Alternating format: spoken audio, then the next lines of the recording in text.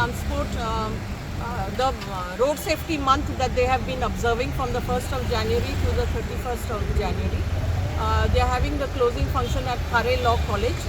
Um, we are here today just to create some awareness with regards to consumers who are using their cars and bikes. We are telling them to wear their seat belts. We are telling them to strap their helmets. I am very pleased to say that 80% of the people here are actually following the law. So they are wearing their helmets, but we found a lot of them are not putting their belts or straps, what you call, they are not strapping them, but they are wearing helmets. We have caught 2 people speaking on the phone while they were traveling, so we have told them they cannot do that. So we are just creating awareness here. तुम्ही पळयतात गोंयकारपण, गोंयकारांचो गोंयकारा खातीर.